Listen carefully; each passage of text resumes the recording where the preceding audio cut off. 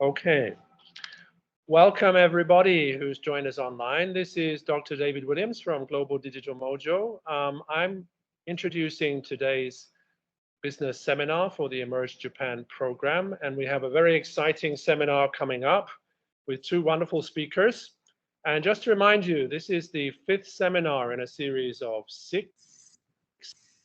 We will be finishing up our seminars on this Friday. So to give you an idea of the journey we've been on, we've been looking at Japanese business culture. We then moved to look at the Japanese consumer, and we had some very interesting sharing from Honge Sensei about how the Japanese consumer is developing and the kind of opportunities for new products and services that you can target if you come into Japan. On Friday last week, we then looked at business models, and we looked at particularly the particular economic development of Japan over the past 15 or 20 years. And I think as today we're listening to the presentations from our colleagues at Jetras, we'll be learning about a lot of the opportunities for companies coming in, which are related to the Japanese economy and its specific ways of operating. Now, moving swiftly on to Monday, we had a very interesting presentation on smart cities. Japan is a key driver in the development of citizen and government services using digital transformation, digital technologies.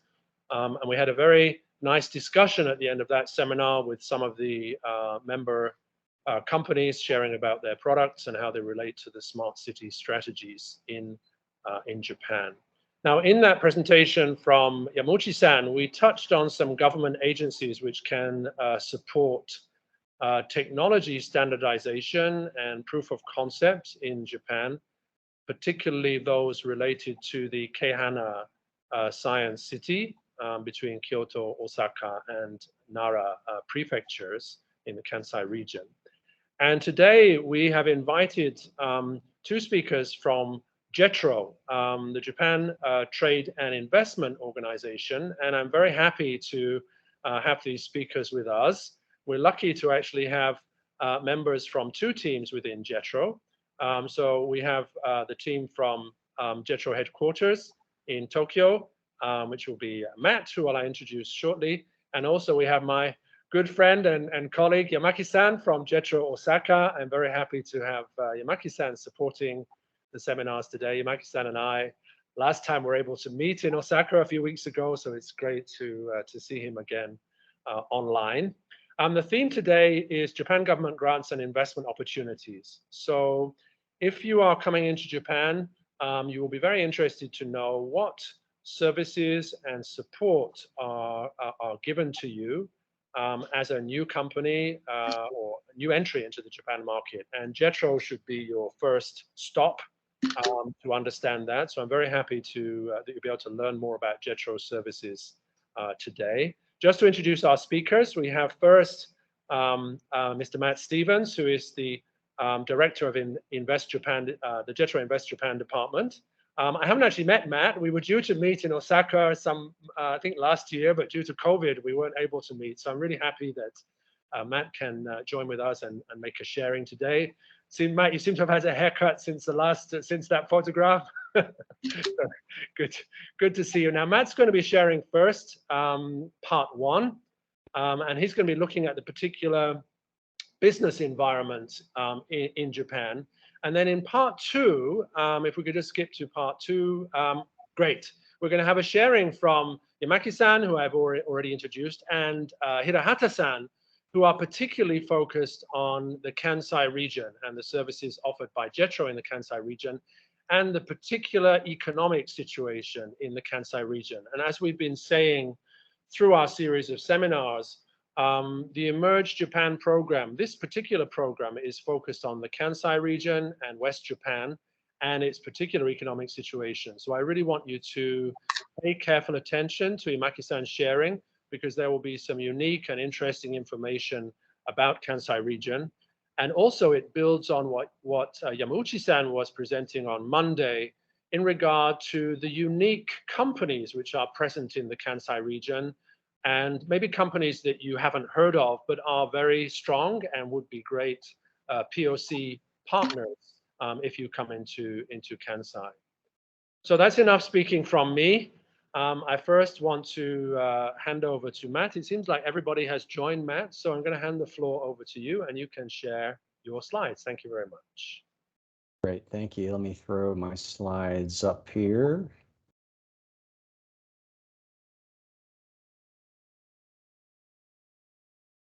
Is that coming through okay? Yep. Okay. Thanks so much. Great. Well, thank you for that kind introduction, and thank you for the opportunity to speak today. You've been great partners for us, and we look forward to meeting all the participating companies today and hearing more about your plans for Japan. A little bit more about myself. I'm actually American, born and raised in the eastern part of the United States in a state called Pennsylvania. I ended up starting to work at Jetras' office in San Francisco back in 2001. I spent 12 years in San Francisco Bay Area and then had the opportunity to move to Tokyo about 9 years ago with Jetro. So I've been with Jetro now for 21 years. And most of that time I've been responsible for helping foreign companies to enter the Japanese market. So I'll be talking today from that perspective and trying to share some information with you on the business environment here as it pertains to foreign companies in particular doing business in Japan. And for those of you who may already be Japan experts, or if you've been doing business in Japan at all, some of what I'll be talking about may be old hat to you or repetitive. So I apologize in advance, but hopefully there'll still be some information in the presentation that will be of some value to you. So a little bit more about Jetro. We are actually a Japanese government affiliated organization. We're very closely linked to the Japanese Ministry of Economy, Trade, and Industry, or METI. In fact, we receive about 85% of our funding through METI. And then we receive about another 12% of our funding through the prefectural governments or kind of state governments throughout Japan. So that's the bulk of our funding. And then there's a very, very small, about 3% of our funding comes through membership fees. But interestingly, membership fees are only charged to Japanese corporate members. So we do not charge any fees to our foreign clients. Jetra has a network of over 100 offices globally. We have a headcount of slightly over 1,700 employees. And here in Japan, we have an office in every prefecture. So we can very easily connect you with the local governments and the local markets. And then in particularly, as was introduced, my colleagues in our Osaka office will be talking to you specifically about the local market in that area.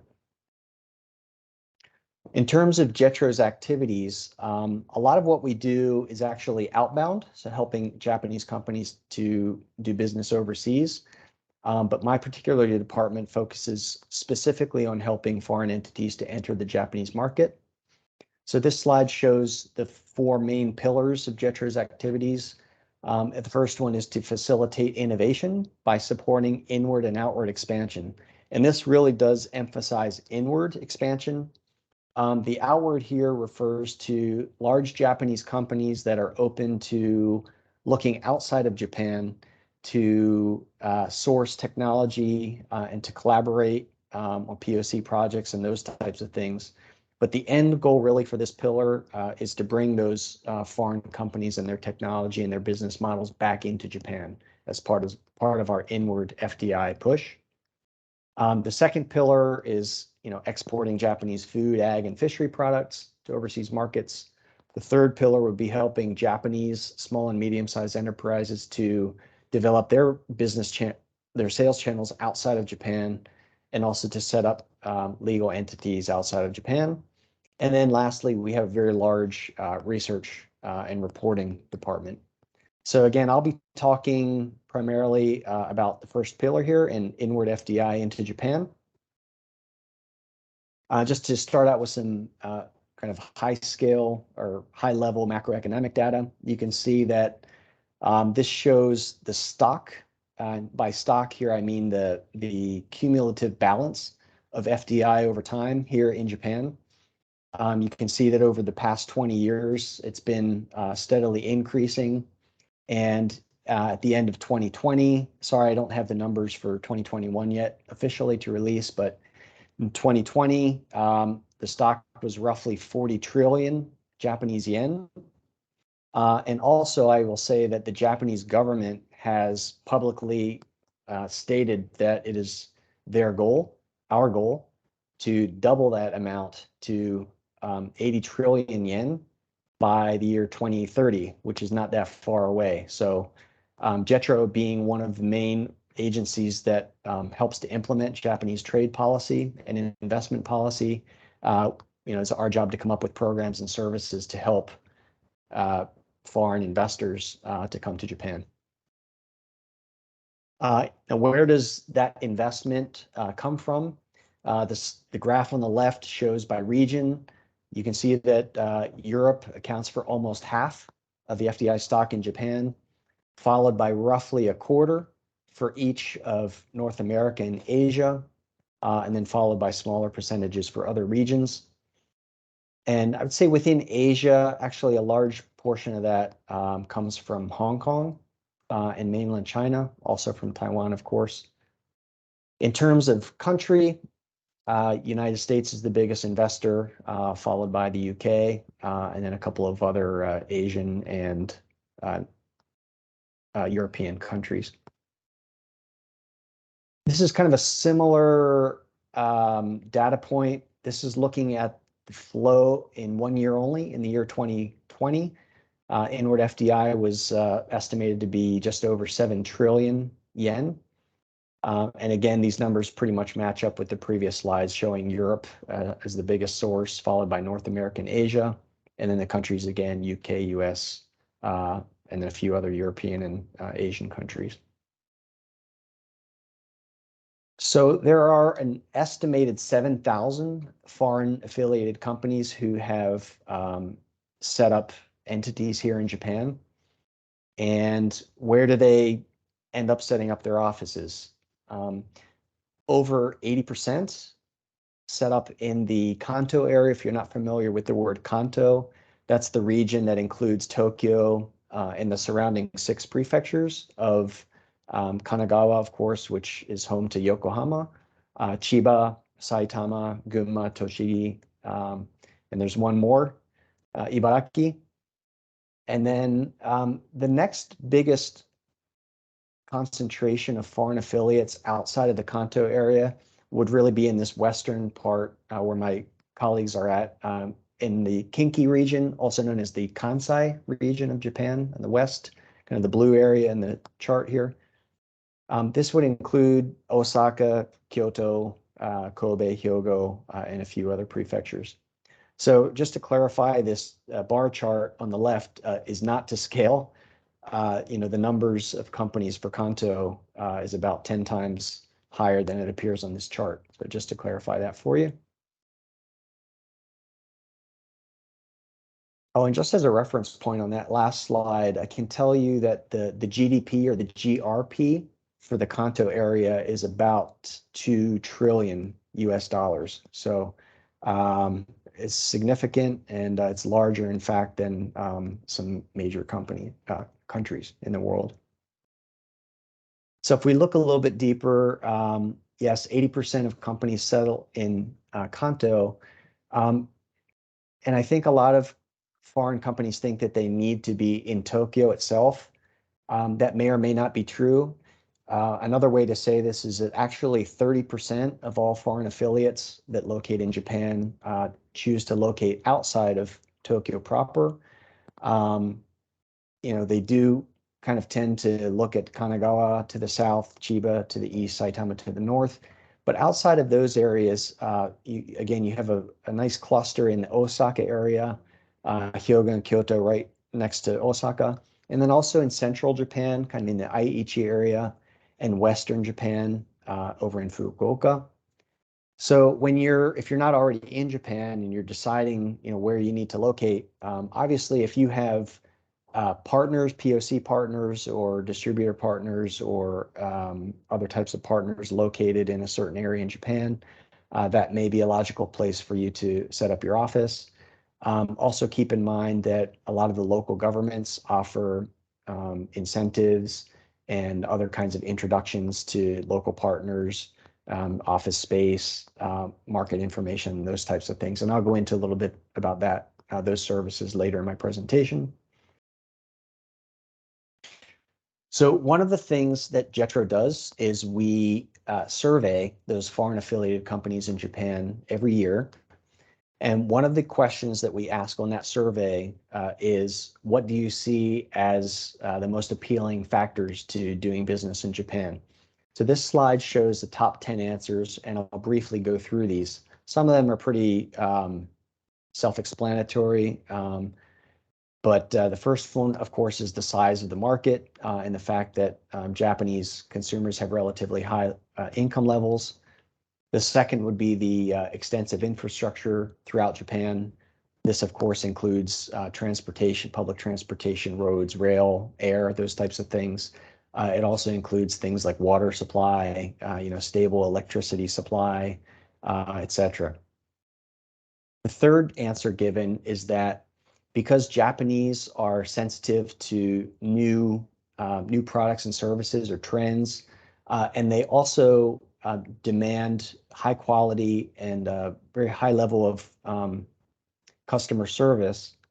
There's a saying that if you can satisfy your Japanese customers, you can satisfy customers anywhere in the world. So that may be a little bit of an exaggeration, but I think the point is that if you can come into Japan and succeed in Japan, chances are that you're set up pretty well to succeed in other markets. The fourth, which I've touched upon, is that there's a very large concentration of foreign affiliates throughout Japan. The fifth is, the good living environment, good education, good medical care, reliable public transportation, good food, hot springs, scenic parts of the country. So it's really it's a pleasant country to live in from many aspects.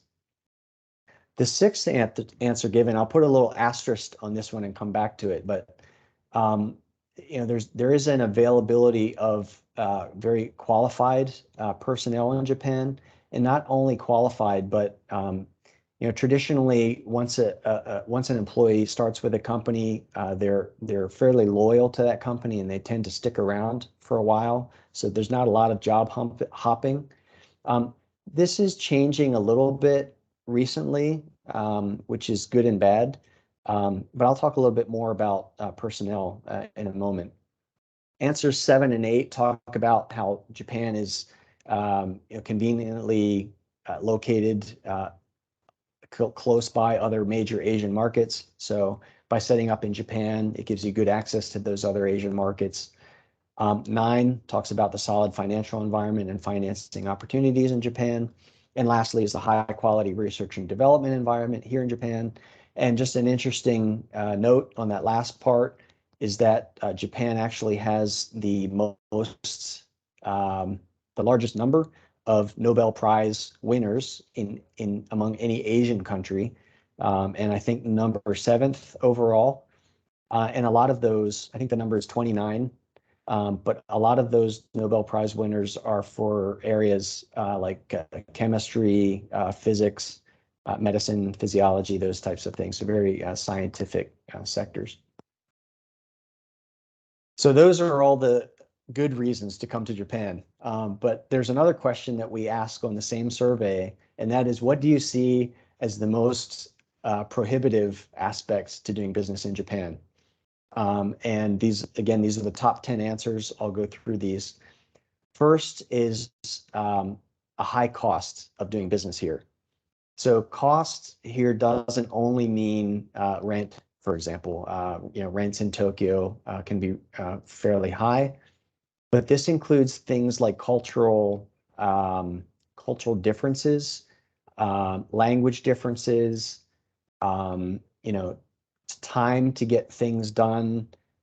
For example, there's a very high level of importance placed on consensus building here in Japan before a project can move forward. So, like in the United States, for example, just talking from my own experience, it can seem very frustrating, very time consuming to try to get an answer, to even move something forward sometimes. So these are things that you need to keep in mind when you start to get serious about doing business in Japan. Things may take a long time. It may be frustrating, but many companies have succeeded and continue to succeed in Japan. So if you can be patient and stick to it, there are certainly rewards waiting for you. The second response given, and this kind of goes back to the previous slide, is that it can be very difficult to secure the right employees in Japan. There's a few reasons for that. One is that Japan has a very tight labor market. So the unemployment rate is low. It's under 3%. And again, to my earlier comment, there's kind of been traditionally Japanese employees did not do a lot of job hopping. So once they entered the company and they're usually in their 20s, they would stick with that company until they retired. That's changing somewhat among candidates, but sometimes we see that you find a willing candidate who does the interview and they're ready to go, but when they talk to their spouse or their parents or their grandparents, their family kind of put a brake on them seeking new employment, especially at a foreign startup company that maybe they've never heard of before. So keep in mind that from my experience, it can easily take 6 months or longer to find the right person in Japan, depending on what position you're trying to fill. But if you're looking for someone with technical background and a high level of English or another language, both, that might be it may force you to choose either someone that has more the technical skills and less of the language skills, or more the language skills and less the technical skills.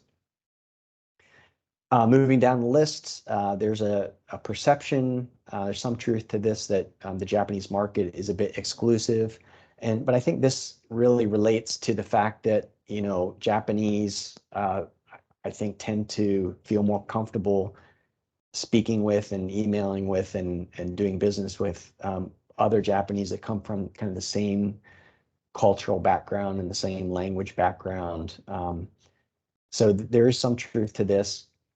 On the fourth item is that I mentioned before, Japanese customers often require very high level of quality and customer service for products and services here. So on the previous slide, I mentioned that some of our clients see that as kind of a challenge, and if they can meet that challenge, then they're set up for success in other markets. But some of our other clients just see that as another cost or a barrier to entering a new market. So keep that in mind. Number 5 is complicated administrative procedures.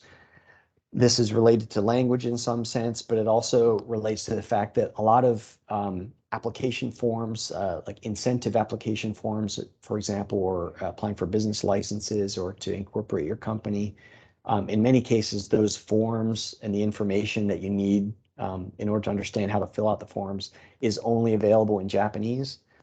So you either have to read Japanese or be able to translate it somehow, or have a Japanese speaking person on your team that can help guide you through the paperwork. Number 6, I'll disagree with a little bit. This says that regulations and permitting in Japan is overly prohibitive. I think that many countries in the world, especially for industries that are normally regulated, like medical devices or pharmaceuticals, automobiles, for example, where you need a lot of safety testing or clinical trials or crash testing, those types of things. I think that Japan is fairly on par with other major markets. Number 7 talks about there not being enough tax breaks and incentives. I think this is a little bit subjective. There are some breaks and incentives available. I'll talk about those a little bit later. The living environment we talked about on the previous slide. While it's a it can be a comfortable and a beautiful country to live in. A lot of times, if you don't speak Japanese, it can be hard to navigate. Number 9 talks about the difficulty in obtaining visas. There have been a couple of changes, improvements to the visa programs here in Japan I'll talk about in a little bit. And then number 10 is sometimes it can be difficult to procure funds. A lot of our clients who try to establish their first corporate bank account in Japan come to us because the banks refuse to open a bank account. Banks across Japan are kind of under pressure from the national government to take extraordinary steps to prevent money laundering. And one of the negative consequences of that is that, when a new client tries to open up a bank account in a bank, they have to really go through a lot of hassle sometimes to do that. Jetro can sometimes help, although, whether or not you're able to open up a bank account is really between you and the bank. So Jetro doesn't have influence in that sense. But we do work with some banks here locally that are accustomed to serving our foreign clients, and they're more open to opening those accounts for our clients. Matt, would you mind? It's David here. I just wanted to talk to that. When we set up our Mojo branch in Osaka, we had those challenges, and actually it was because of Jetro's support, the Osaka team's support, that we were able to open a corporate bank account with a major bank in Japan, which has been very important for us as the business has developed. I should say the most important thing in that process, apart from the Jetro support, was the business plan. So when we were preparing the application, we had to meet the bank and show them a business plan, and they were quite interested to see our plan for the next 5 years. So that's just, I think, a good advice for companies coming in through the Emerge program, is that they should have a good business plan ready, even to show to the bank.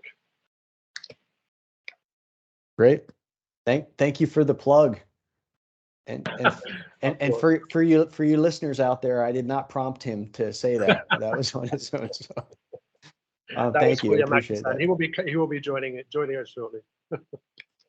Great. All right. So moving on, just to talk a little bit about, I guess for startups, this might be interesting. There are some global startup city ranking surveys out there. This particular one comes from a US-based organization called Startup Genome. This ranks Tokyo as number 9 out of 10 cities in terms of the startup environment. And if I'm being completely honest with you today, I did see the survey results for 2022, and Tokyo actually was number 12. So technically, this year it's not in the top 10, but it is very close to being in the top 10. And this particular survey ranks cities based on a number of factors, including performance, or exits, for example, IPOs or acquisitions, talent. So again, the availability of young people or entrepreneurs and who are willing to or not tied down to a job in a larger company, knowledge, things like IP, and also mentoring, experienced entrepreneurs who are available to share their knowledge and kind of guide new entrepreneurs to success here. And market reach and connectedness would be things like, the other government organizations that are working together, like Jetro, for example, or the local governments, or some private sector organizations that have, business matching events and pitch events, co-working space, and those types of things. And then lastly would be funding. So availability of venture capital or corporate venture capital, those types of things.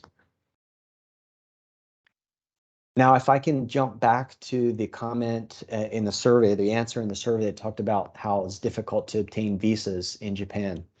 Up until just a few years ago, for a foreigner to come to Japan and run the new business, the subsidiary of a foreign parent company, they would have to obtain something called a business manager visa. So there are a couple of requirements for that visa. specifically that you have to have the equivalent of something like 50,000 US dollars, sitting in your new bank account in Japan that you can't open, but hopefully you can open. And then also, show that you have a contract with an office provider, a serviced office or some other type of office lease agreement, just to, as evidence that you're committed to starting this business in Japan. If you meet those requirements and some other requirements, then you could potentially obtain the business manager visa. But what we're finding, especially from our startup, very small startup clients, is they didn't necessarily have a few tens of thousands of dollars that they could just put in their bank account, or they don't necessarily need or want an office to work out of, particularly a long-term lease. So to kind of address the needs and the kind of the changing startup environment here in Japan, the Japanese government introduced this new program called a startup visa. And what this does is essentially it reduces, or in some cases it eliminates, those requirements for the startup capital and the office space, or the office rental agreement. So how do you take advantage of this program?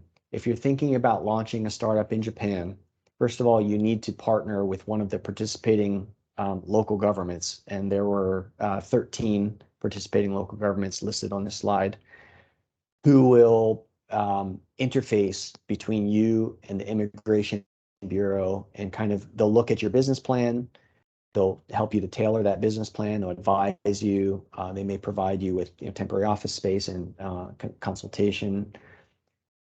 If the Immigration Bureau signs off on your plan, you'll initially get 6 months.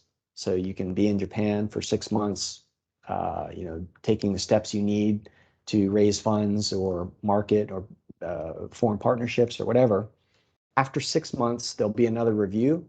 So the Immigration Bureau wants to make sure that you're doing what you said you were going to do, and you're not just sightseeing in Japan. You're not trying all the sushi restaurants. Well, you can do that too, but you have to show that you're working towards launching your business in Japan. So if you meet that evaluation, you're granted another 6 months. So effectively, you're given a year to prepare to launch your business and have an office and have the extra capital. So here in Tokyo, if you're looking at Tokyo, actually, Shibuya Ward is like a section of Tokyo, or a city, kind of small city within the city.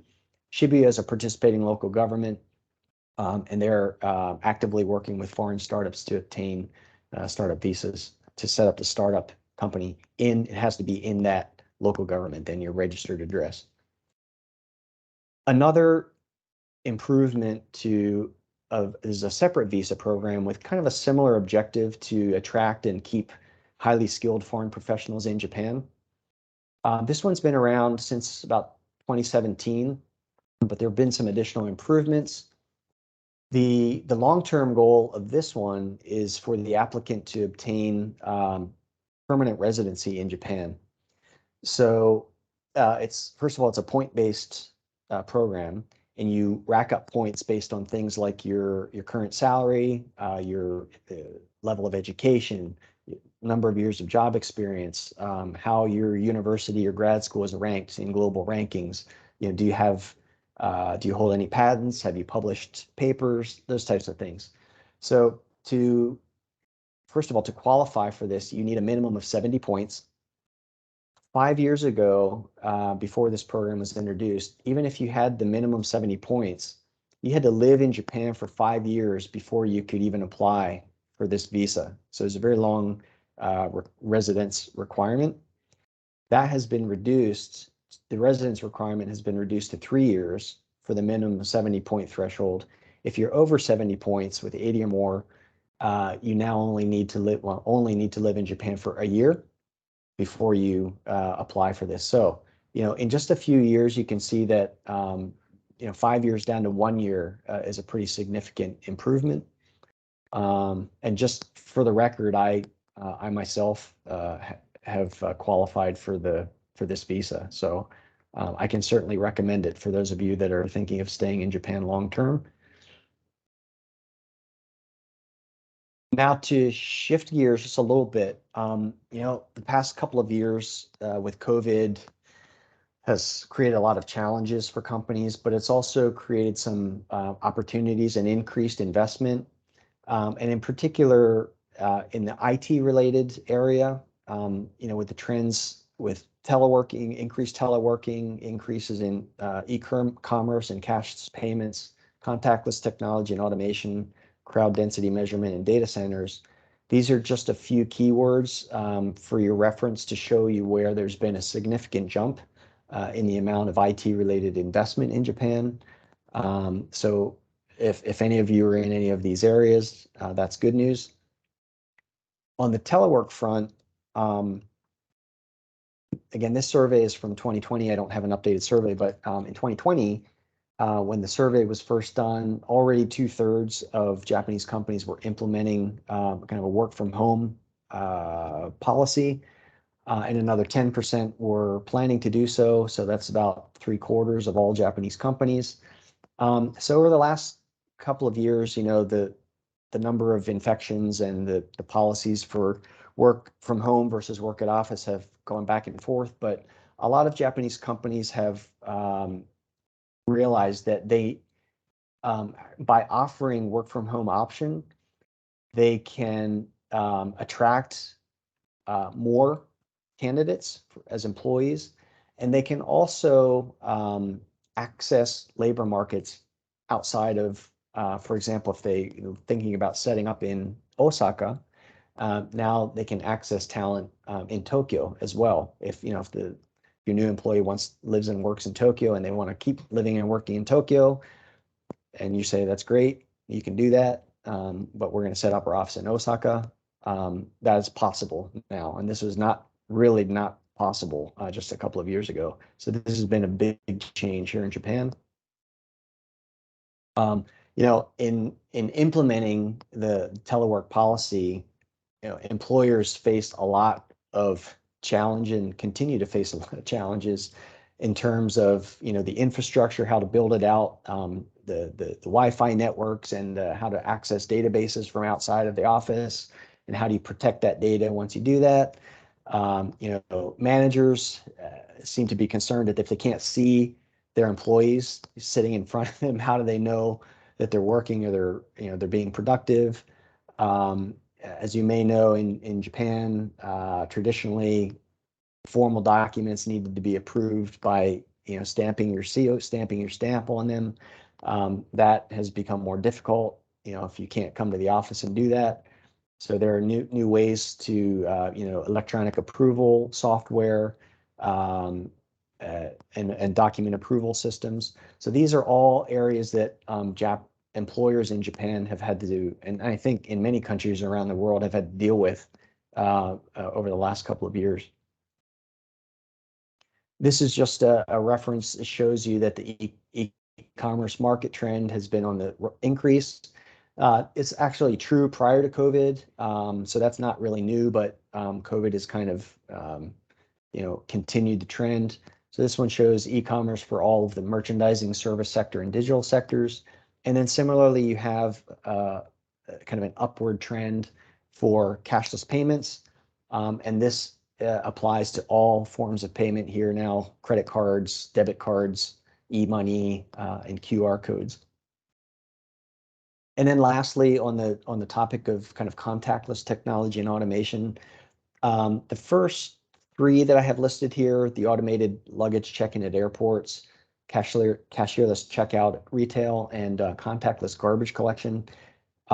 Maybe the second one and third one in particular, more of the POC level. At the airports, I've seen and used actually automated luggage check-in. There's nobody there. You weigh your bag by yourself, prints out a barcode, you stick it on, you put it on the conveyor belt, and it goes through. And then you move on to the security gate, and you just you touch your QR code and you go through. So really, a lot of this has been automated. But then the fourth point on the list here talks about software and robotics used for warehousing and delivery. This is a very robust market here in Japan. And just to give you an estimate from one research firm, by 2025, the market size is estimated to be $6 billion US for next generation logistics. So this is another market opportunity. And then last part of the presentation, in the last few minutes that we have here, I'll talk about some of the services that Jetro offers to help foreign companies when they enter Japan. To go through quickly here, we have the Ibsc Facilities, or Invest Japan Business Support Facilities. These are actual offices, temporary offices, meeting rooms, conference event hall here in Tokyo that our clients can use for free for their first, we say 50 business days. So it's about 2.5 calendar months. In some cases, that can be extended to about 5 months, 100 business days. But this provides an option for companies that are coming in and they don't want to necessarily sign any kind of agreement with a service, service office provider, a paid provider situation. This gives you a free option to kind of test things out. We offer consultation on, how to incorporate, how long does it take, what paperwork is involved, how much does it cost, what's the difference between a branch office versus a wholly owned subsidiary, etc. Things like tax consultation, labor consultation, visa consultation. That's all provided free of charge through our Ibsc facilities. We also do consultation specific to our clients' products and services, or at least sectors, as well as market intelligence for those sectors. And then, as I mentioned earlier, Jetro being a government agency, we are able to connect our clients with the ministry, for example, especially the Ministry of Economy and/or other ministries, labor and health, communications, etc. And then we're also able to link you with the local governments anywhere throughout Japan at the prefectural level and at the city levels for additional assistance with things like identifying potential partners, if there are any incentives that might be available to you, like Alpha Space, or a lot of the incentives available, frankly, are for your capital expenditures. So a portion of your rent for the first 6 months or the first year, and/or if you're hiring people locally, if you meet a certain threshold, if you're hiring 5 people or more, for example, you might get an incentive of about $2,000 US per person hired, just to give you an example. This varies from local government to local government. We talked about the business matching. We can refer you to any kind of service provider throughout Japan, logistics, translation, web development, those types of things. And then we also provide PR support through a major Japanese press release distribution company. We have an agreement with them that allows our clients to do 3 press releases for free. And then we also have our own, our website, a Jetro e-newsletter and Jetro social media. So we typically write up an article about our client, arriving in Japan, and we would put that out there for our readers as well. Just to give you a visual on the office space, the picture on the lower left here shows one of our offices here in Tokyo. This is a 3 to 4 person office. It's a private office. You can't really see it there, but there's a door that you can close and lock. So this is your office for as long as you're here. And then the picture on the lower right is our event hall. Our clients can use this once for free, and they tend to use it for things like partner training workshops, or like press events or networking events, those types of things. So after the one free use, it's actually available to rent for a fee for a fairly reasonable rate for here in central Tokyo. Talked a little bit about the market intelligence and market reports. We offer kind of high-level macroeconomic reports, and the survey that I talked about earlier in my presentation is available to our clients. We can also tailor-make reports depending on your specific products and services. And if you have specific questions related to regulations or doing a POC or something like that, we can include answers to your questions in the report. And I've already talked about our ability to collect information on incentives at the national and local levels. And lastly, on the business matching programs, we have a number of them that we run throughout the year. This is one that happens to be going on right now. So application is already closed for this year. But this one is called RBC, which stands for Regional Business Conference or Regional Business Connect. And this particular one focuses on areas outside of Tokyo as part of the Japanese government's initiative to kind of revitalize the economies in the local areas throughout Japan. So we would take, for example, 45 participating foreign companies, and we would do business matching for them to introduce them to potential partners, the corporate partners, also local government partners, and universities and research institutes and those types of things. So this or a similar program will be back again next year if you're interested. If you're interested in that or any of Jetras services, we'd like to get you registered as a Jetra client. To do that, we just ask you to contact your local closest Jetra office, and I believe that would be our Hong Kong office for the audience today. You'd share with my colleagues there details on your business plan, what you hope to do in Japan, what kind of assistance you seek. And then we would ask you for a kind of a standard service agreement. It's non-binding, no financial obligations. It's just kind of a formality. Once we have that, we have an internal review process, which takes usually a few days. Once you're approved as a Jetra client, then you have access to all of the great services and programs that I've mentioned to you. So with that, I think I'm out of time. I'll stop here. And if there are any questions, I will stick around. Thank you for your attention.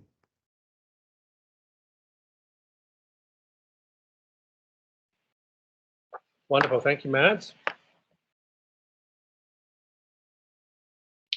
Great. So it was really good to hear in Matt's presentation some connections with our previous seminars in terms of economic data, in terms of some of the government agencies we were looking at on Monday related to smart city and how Jetro can help you to connect.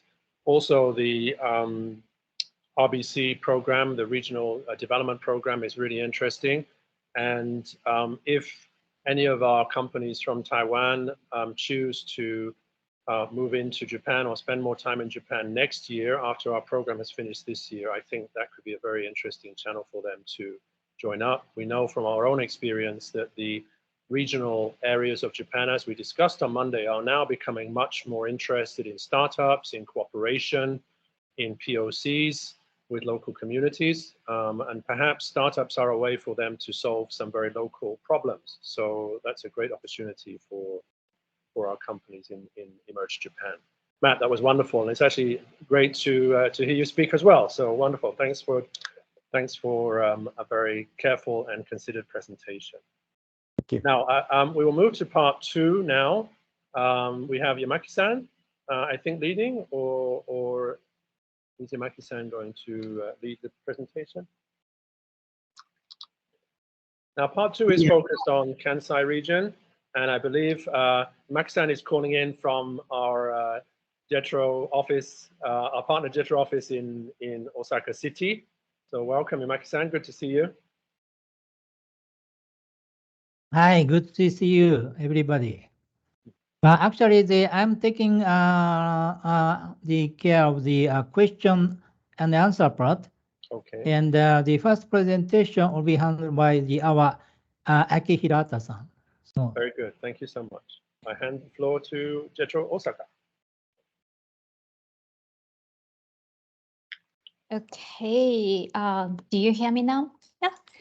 So this is my name is Aki Hirahara. I'm an Investor Pen Coordinator at Jetra Osaka office.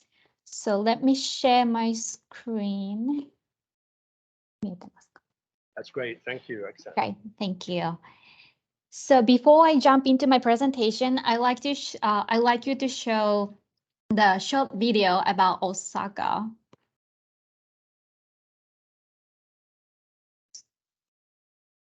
Just a second. Now it's coming.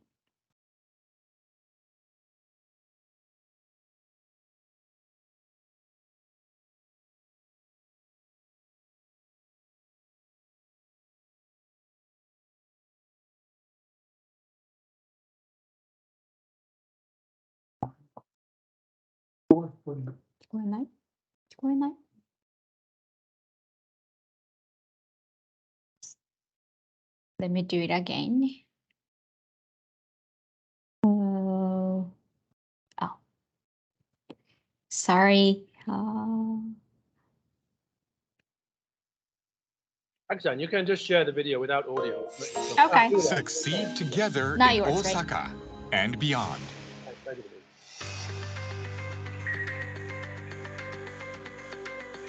Osaka has flourished as a city of merchants and entrepreneurs.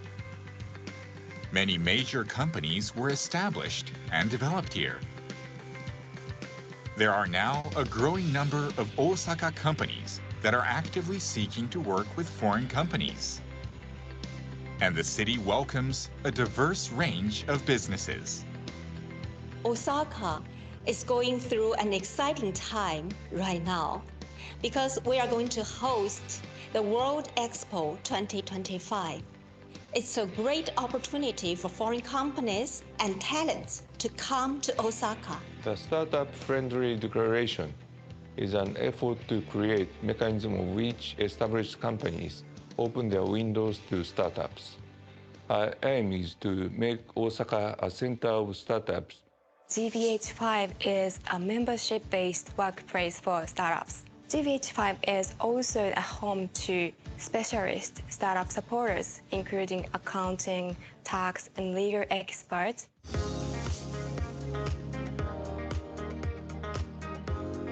With IKIN doing a lot of open innovation activity now, and we have to find a good partner.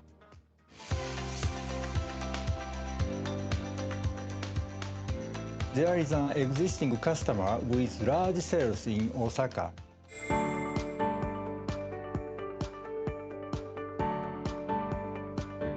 We decided to have our Japanese headquarters in Osaka as we consider both the access to our other global offices and the prices of Osaka compared to Tokyo. Osaka is full of business opportunities. We look forward to welcoming new companies from overseas.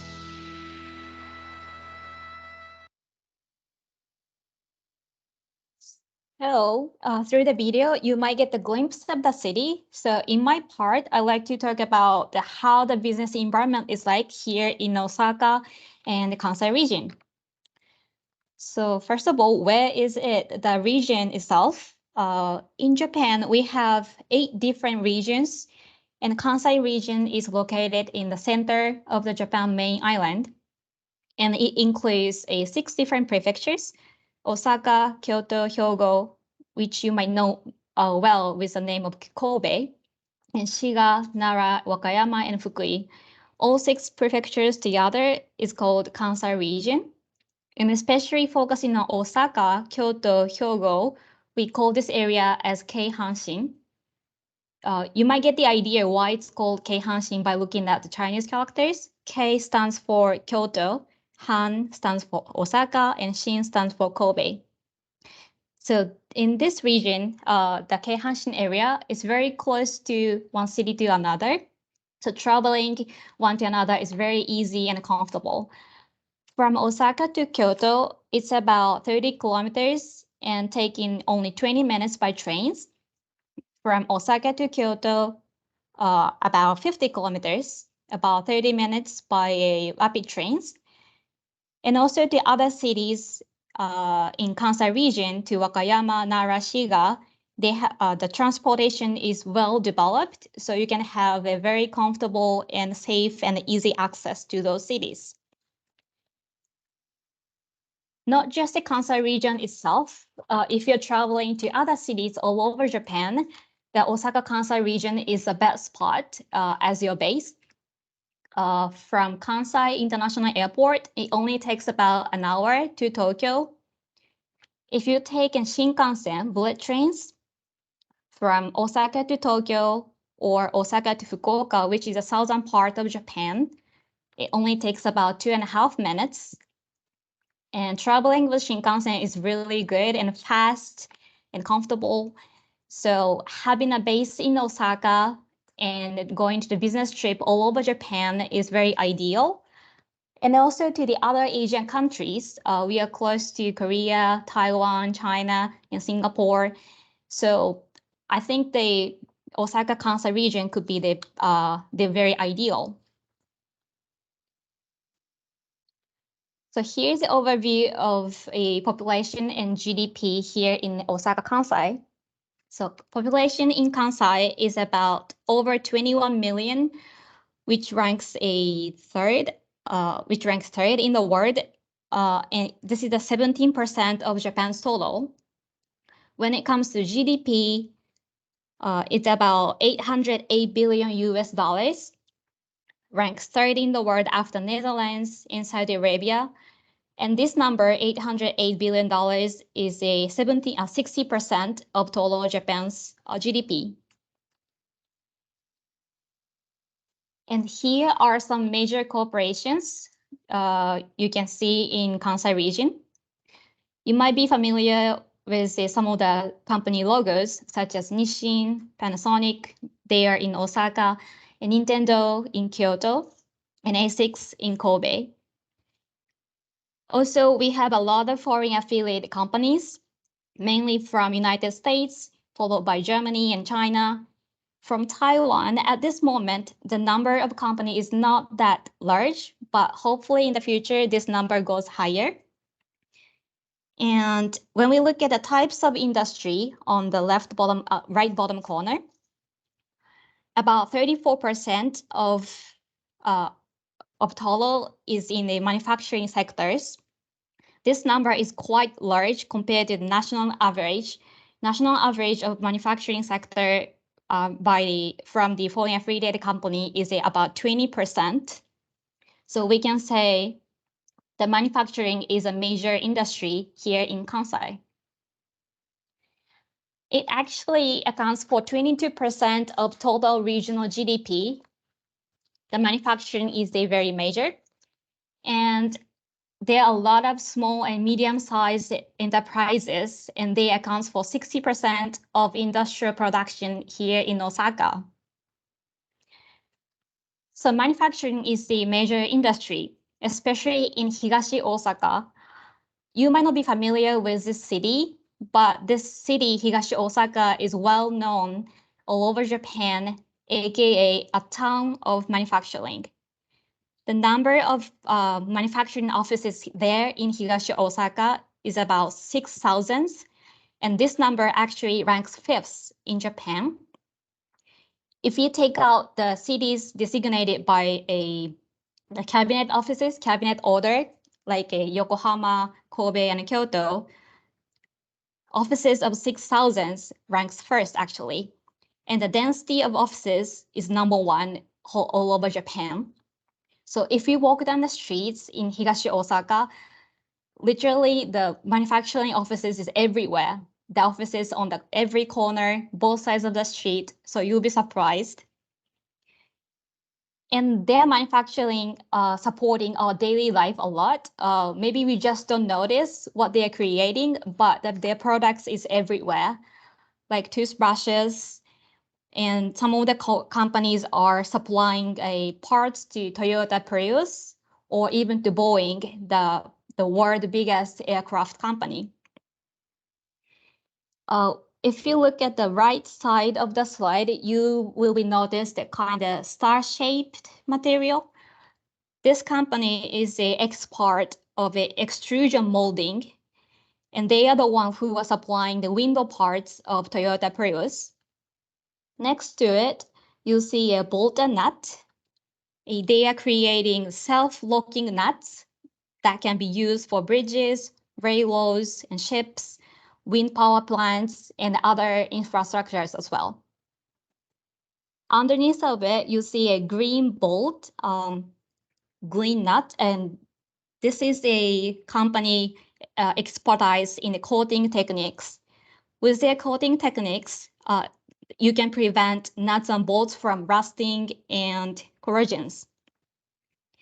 So all the factories in Higashi Osaka has their own only one techniques, only one products.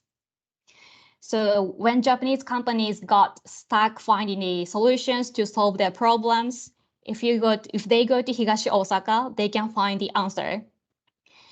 But it's quite hard to see what they are making, how the products are looking like, how it works by just listening to it. So if you have a chance to visit Osaka, I strongly recommend you to visit Higashi Osaka as well, so that you can see the numbers of the offices on the streets and their great techniques they have there. So besides, sorry, this is David. I just wanted to comment on that. Higashi Osaka is Panasonic area. is it? No. So a little bit closer Oh, to Yamaki-san is jumping in. Yamaki-san, Actually, Panasonic located in Kadoma area is not really Higashi Osaka. a little bit further outside. It's a kind of the Higashi Osaka is a center of those the SMEs, the get-togethers. わかりました。すみません。 All right, thank you for the question. So for the first time, actually, I visited Higashi Osaka in this July, and I was so surprised and very impressed by their techniques. So yeah, if you have a chance, please just visit them. Besides manufacturing, we have several different industrial clusters all over Kansai region. In the fields of batteries, the green fields, and life science. In the green fields in Osaka, we have NITE. This is the National Institute of Technology and Evaluation. They launched the world's largest testing and evaluating facility. And with this facility, you can conduct the safety tests for large-scale battery system. And also, there are lots of cooperations that relates to hydrogen techniques. For example, at Kawasaki, they hold a liquefied hydrogen carrier for the first time in the world. And at Iwatani, they set up the hydrogen station at Kansai International Airport. So we can say the business potential in hydrogen and fuel cells here in Kansai is quite high. And on to the right side, about the life science, there are lots of company logos related to this field. Kansai region, especially Osaka, has been a town of pharmaceutical since Edo era, which is about 420 years ago. Based on this historical background, there are still a lot of headquarters of major pharmaceutical companies like Shionogi, like you can see on top, and Takeda Pharmaceutical. In Kobe and Kyoto, there are big medical equipment companies like Sysmex, Shimazu, and Omron. Also, sometimes foreign companies set up their Japan headquarters in Kansai region, like AstraZeneca, Eli Lilly. In this April, community in Kansai called BIOC, B-I-O-K, BIOC, was granted as a global bio community by a cabinet office in Japan. So in this community, they will accelerate the collaborations in between governments, industries, academia, and ventures and startups so that they can create more innovations. In the middle, you can see universities and research institute clusters.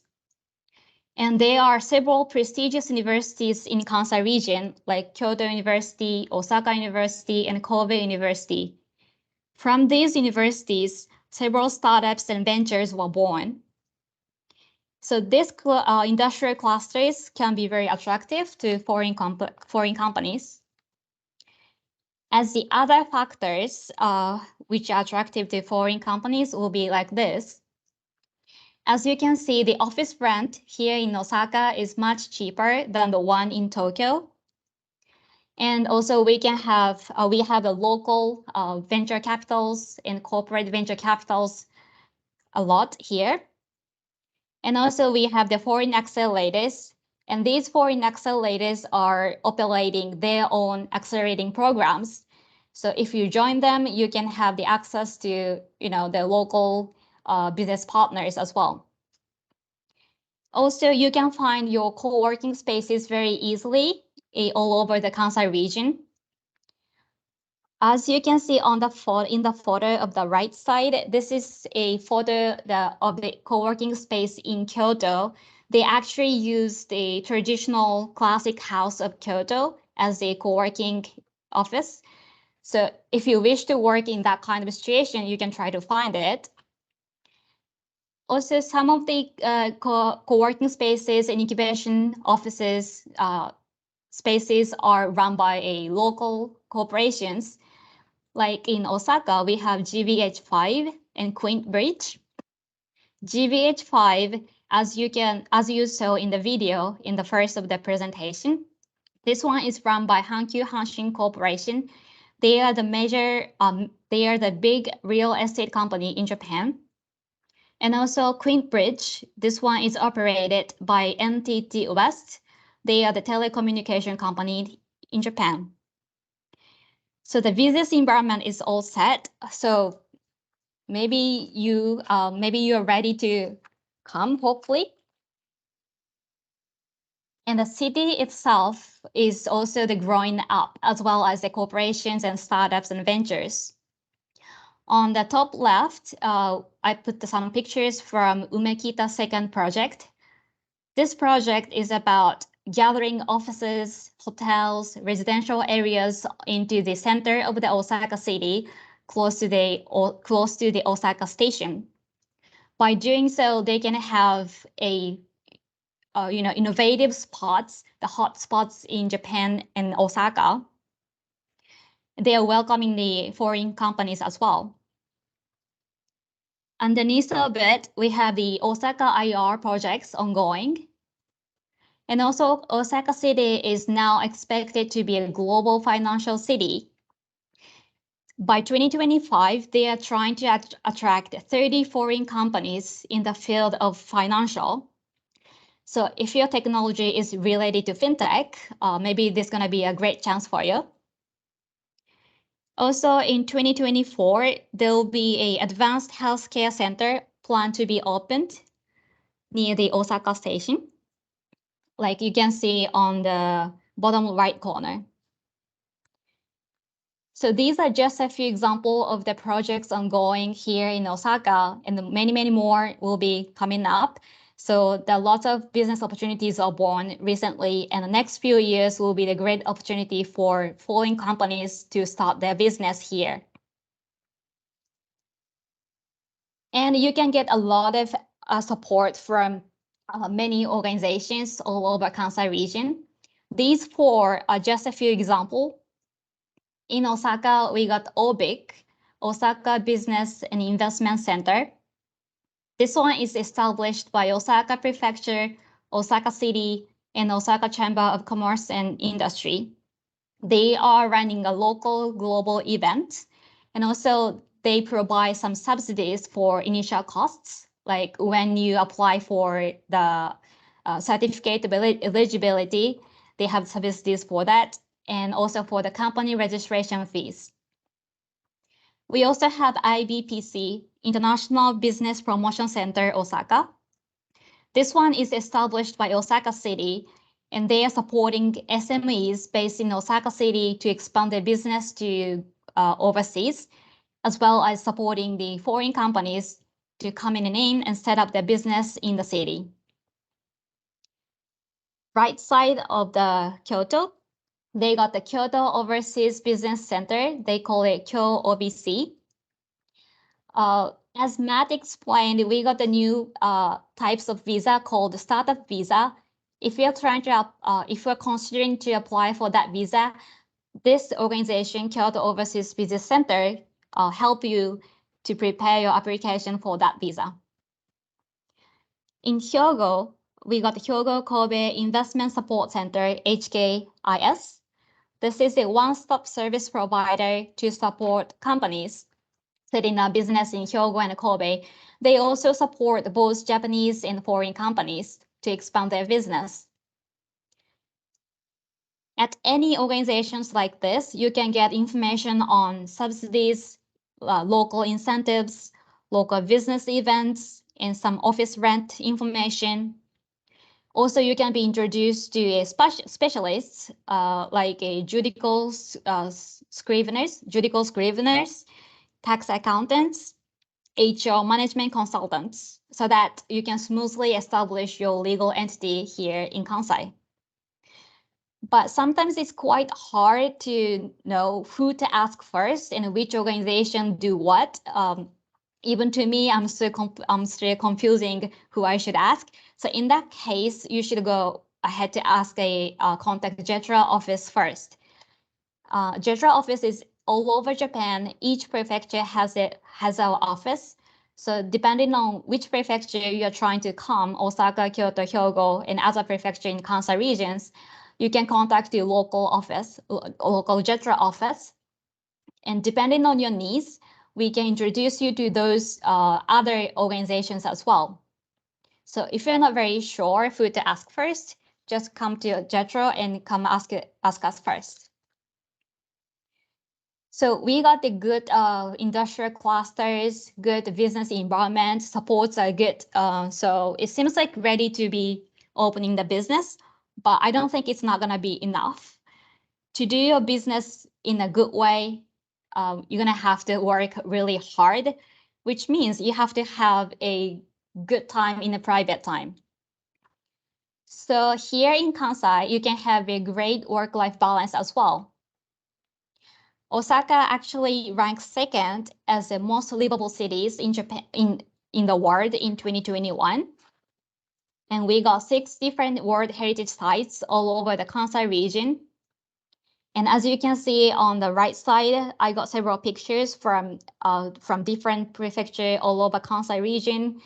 Each prefecture has a totally different color. So depending on where you go, you will see a totally different sceneries. From nature to amusement park, tradition things to latest trends, everything is here and you never get bored here in Kansai. And if you're coming here with your family, especially with your kids, you want to have information on what school will be good for your kids. In that case, there will be 18 schools in Kansai offering the IB program. Even without the IB program, plenty of schools are welcoming, accepting the kids from all over the world because there are a lot of returnees coming back to Kansai region. So those schools are ready for you to have your kids. And also, just because our accessibility is really good in between cities, it's possible to commute one city to another city. Like a lot of students resident in Osaka going to the school in Kyoto, and that is very possible.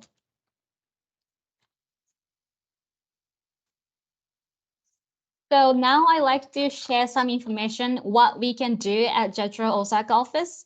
In Matt's section, the first part, he introduced you some information about Jetra Ibsc facility.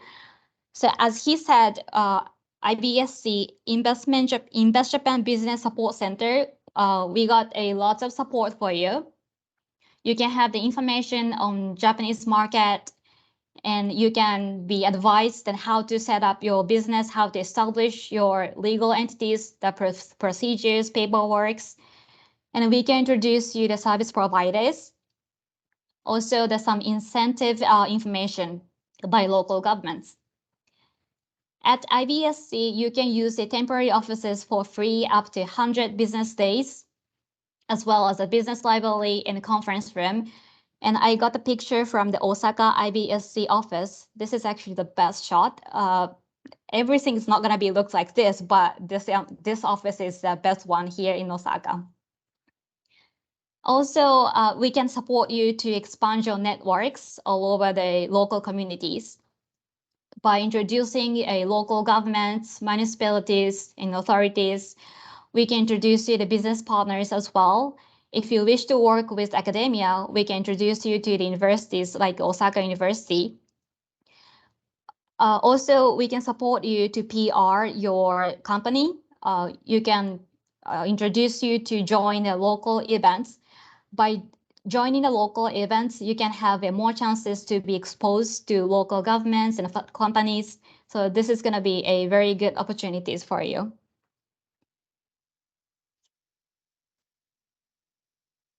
So these are the several examples that we supported so far at Jetras Osaka office, and they settled down in Osaka, opening up their base. Many of the cases we hear they are saying, we ask them why they chose Osaka over, the Kanto, Tokyo area. Many of them says the power of the community here is great. Which means if you have established a single connection with person or supporting organization, it will lead you to go through the other groups, other communities so easily. So jump into the one community means jump into the other, a lot more communities all over the region. Also, we have a good collaboration culture here in Osaka. People and companies here are very friendly and open to new things, new techniques, technologies. So if you bring in something new, they will be hearing, they will be open-minded, and they are welcome for the collaborations. Also, as I explained a bit in the previous slides, there will be a lot of global events planned to be happening in the next few years, as well as infrastructure projects. So there will be a lot more business opportunities will be created in next couple of years. So if you're trying to come start a business in Japan the next couple of years, maybe before the Expo 2025 will be the best timing, I think. So at the end, but not the least, let me share some event information. Here you see Hack Osaka. This is a mega innovation festival happening here in Osaka. Let me show you a short video clip from last year's.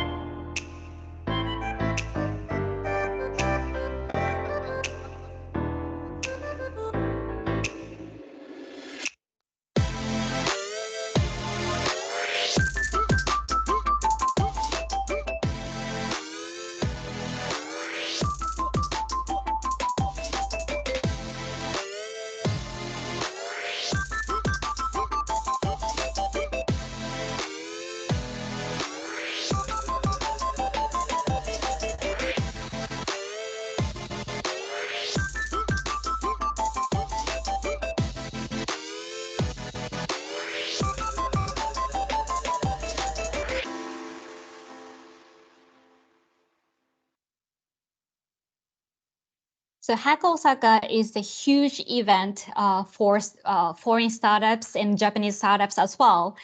We have talk sessions in between the business players from all over the world and meetup sessions with Japanese corporations. And also we got a global business plan contest called Hack Award.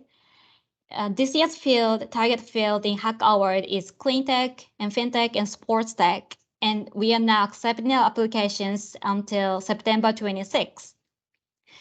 If your companies are in a Series A and after, and you got products and services which are ready for demonstration experiments, you are good to apply. More information can be found by searching Hack Osaka. You can find our official website looking like this. More of the information are coming up in next few months. Here you can find information on Hack Award. Also, if you are interested in applying for this award, you can ask us Jetras Osaka, or you can even contact the Jetras Hong Kong so that we can share the information with you and guide you through the application procedures.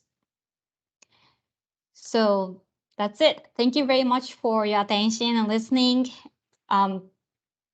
Maybe you have some questions, and the next session will be with Mr. Yamaki. We are welcoming for your question, and thank you. Excellent. Thanks so much. Thank you. That was a good overview of work and life in Osaka. Now, I know that in our audience, we have some companies and some members who've been to Osaka, done business in Osaka.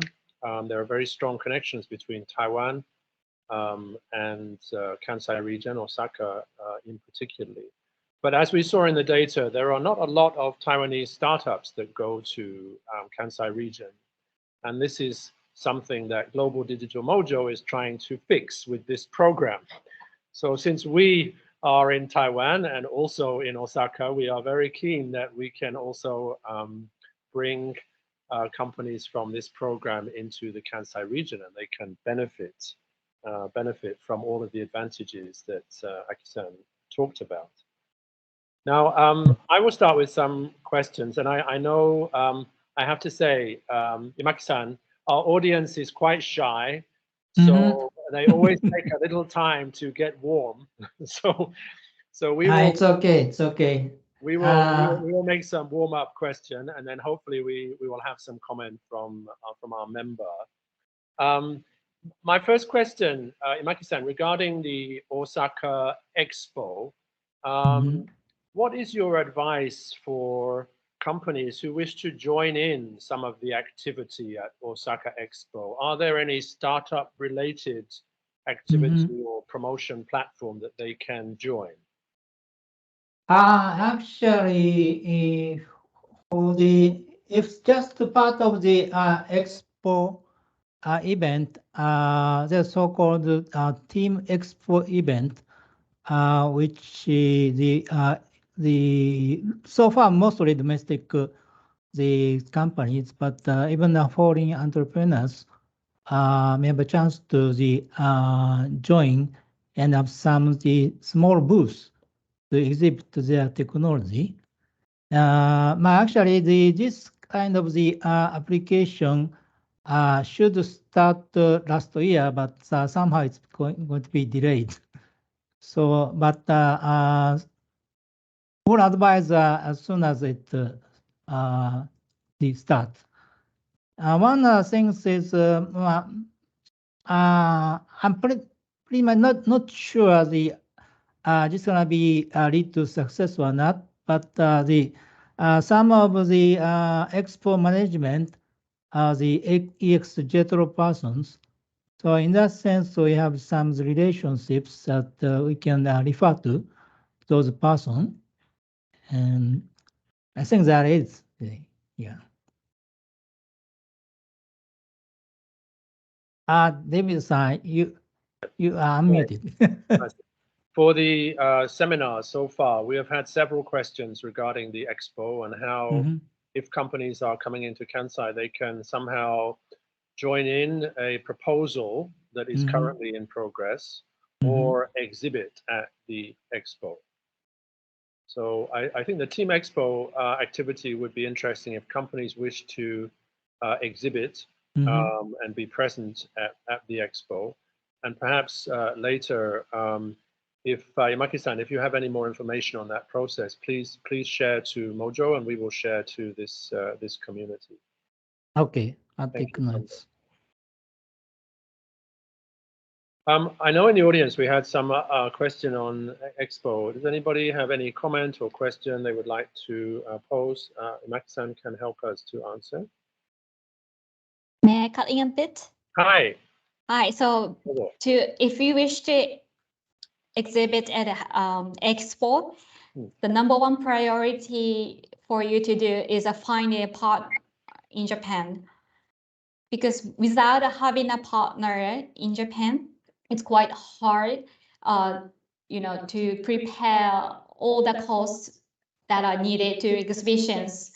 So I would suggest you to try to find a Japanese partners first, and then start thinking about what you can do with them. Thank you, Aki-san. Yes, that was actually a comment that came up, I think, on Monday in our Smart City seminar that partnership is important.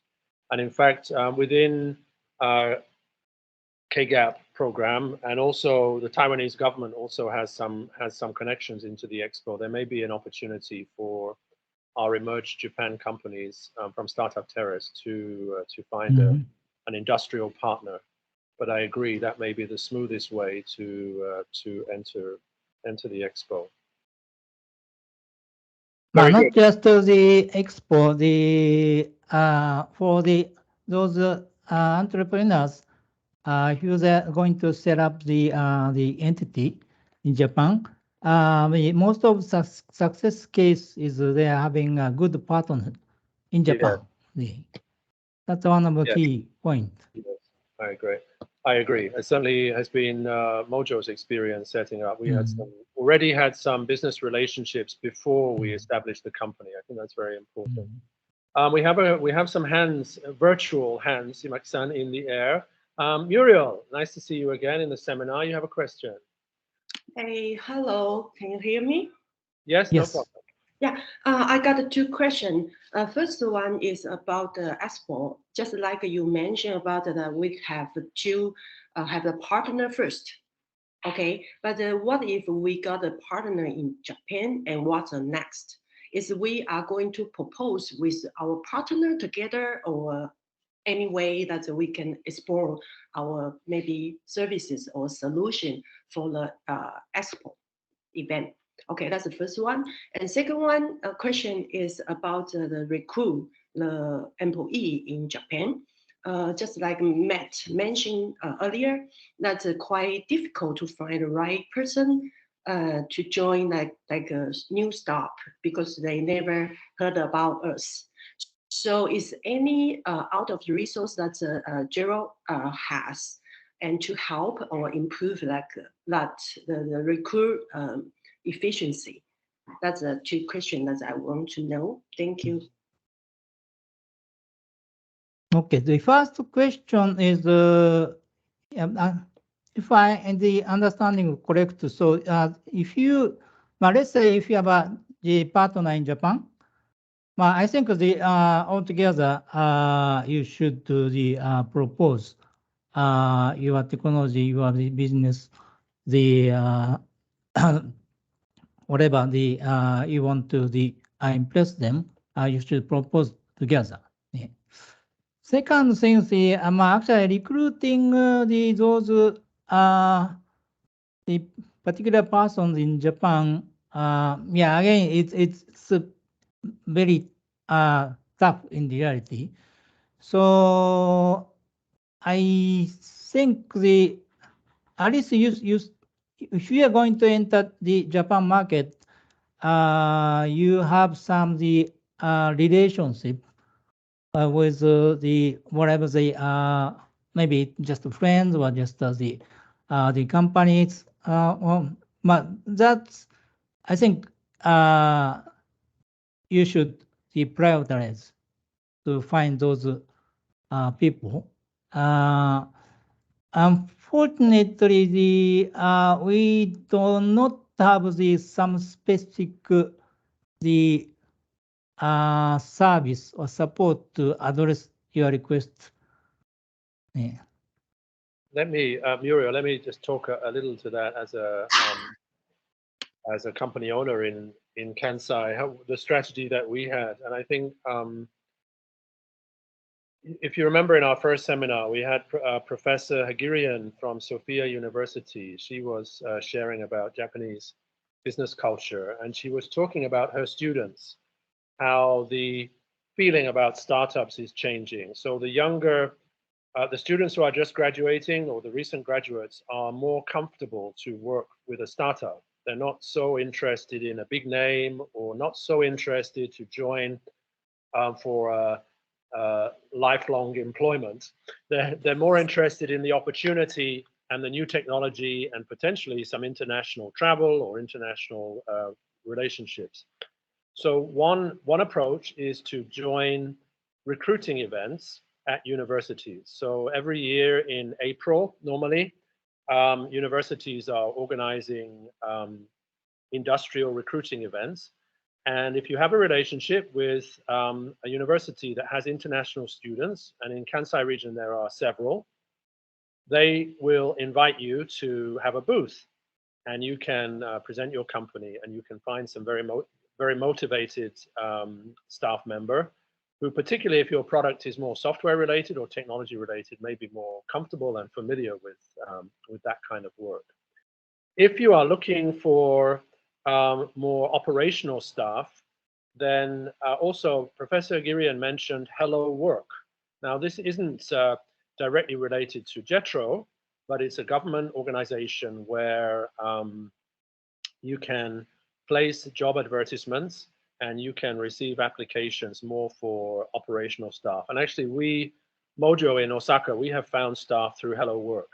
It took some time, but once our job profile was in good shape, we were able to find staff, and we received applications and were able to interview staff. Hello Work offices are located in I think every district in Osaka. So people register their resume there, and they register they are looking for work. And there is a kind of matching that goes on with your company's application. Now, you are required to be present in Osaka. It's unusual to have remote interviews and so on, but these may be ways for you to quickly find staff. And then, of course, the third way, as Yamaki-san said, quite rightly, is your network. So referral is a very common way to find the staff member. Referral from other company, friends and family. Everything is built on trust. So if there's an existing relationship already, that can help somebody to trust your company. The one of the things maybe comes up in my mind. It's somewhat maybe contrary to what David-san just mentioned. Maybe take a look to the senior persons as one way to secure the those recruitment. But many of Japanese people must still attend to the end at the lifetime employment at the years of 60. Government law requires to give at least another 5 years for the employment opportunity, but most of the case the salary will be cut half, and still same job, same responsibility. So at the age of 60, many of the senior persons, experienced skilled person, think about what will be the next. So some bank is promoting those persons the re-employment. So maybe it might be good opportunity to take a look that idea. Yes, I think that's a very good point. Not really contradicting what I say, because actually we have found some through Hello Work and through personal network. We have also found some people in this situation, but not as interns. Obviously, maybe they would join your company, Muriel, as a for example, business development or some kind of a bridge builder, somebody who can introduce you to established companies, who can build your trust, build trust of your company. This kind of profile can be very helpful, and they're also very curious to learn about new technologies and new industries. So there can be a win-win situation between this person and your company. You may find such people through personal network or through companies that you work with, also maybe through government agencies as well that you work with. So it's a very important resource in Japan, which is underused at the moment, I have to say. So there is a great pool of talent, I think, which startups coming into Japan can take advantage of. Thank you, Maki-san. That was a good sharing. I noticed Max, you have your hand up. Hey, Max, how are you? Hello. Hi, good to see you. Thanks for joining today. What's your question for Yamaki-san? And maybe Aki-san as well. Yeah, because I have a follow-up question for Aki-san, because for application for the World Expo 2025, you are mentioning like we better have a Japanese partner to apply into the Expo. Is this kind Japanese partner, do they have to Kansai area company, or is just for Japanese main company? That is why. Yeah, that's my question. Yeah. Thank you for the Thank you. question. So it doesn't really matter where their headquarters is at in Japan. It doesn't matter. It doesn't have to be the Osaka-based company. Some of the company actually are collaboration is happening right now, and they are collaborating with a company from Tokyo as well. So it doesn't really matter. Just a partner in Japan is necessary. Yeah, that's my question. Thank you for your answer. Yeah, thank you. Thanks, Max. Very short today. I was expecting more discussion from you. Yeah, we are really very focused on voice. I'm very happy to have you back today. Yeah. Good. Actually, hey, go ahead, Max. Because sorry. we have a different kind of Japanese partner right now. Not much, but some of them, but most of them, they are not based on Kansai area, like in Kyushu or in Tokyo area. So that's why I'm thinking, do they have to Kansai cooperate to apply the Expo 2025? If the answer is no, or okay, I will keep pushing with the partner for this. Yes, as I think we all have been saying, you keep pushing and be patient. This is the important thing. Be patient. Good things will come. Yeah, that's true. Yeah. Now, I'm very happy to have Yamaki-san and Aki-san here today, because I always have the same question from our partner companies. What is the difference between Kansai region and Kanto region? And I think Aki-san has been exploring this from a cultural point of view and an economic point of view. But I'd like to ask from a way of doing business point of view. So how is business done differently in Kansai, or particularly, I suppose, Osaka, compared to, say, Tokyo? Should our companies be aware of any special business culture? Because so far on last Monday, we had a seminar about business culture. The focus was more on, I would say, Kanto business culture. But for Osaka, it's a good time for both of you, if you can, to share your own perspective. Yamaki-san, No.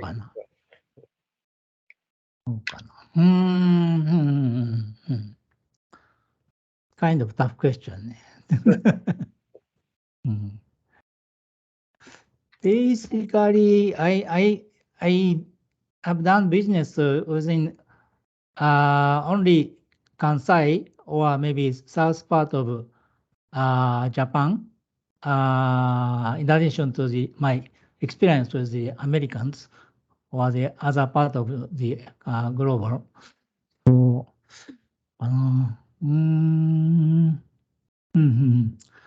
basically, Osaka people, I think, value the smile or laugh.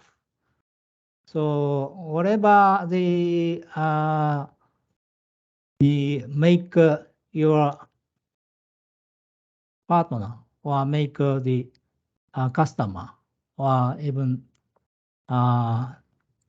whatever, let them laugh with a kind of stupid things, okay.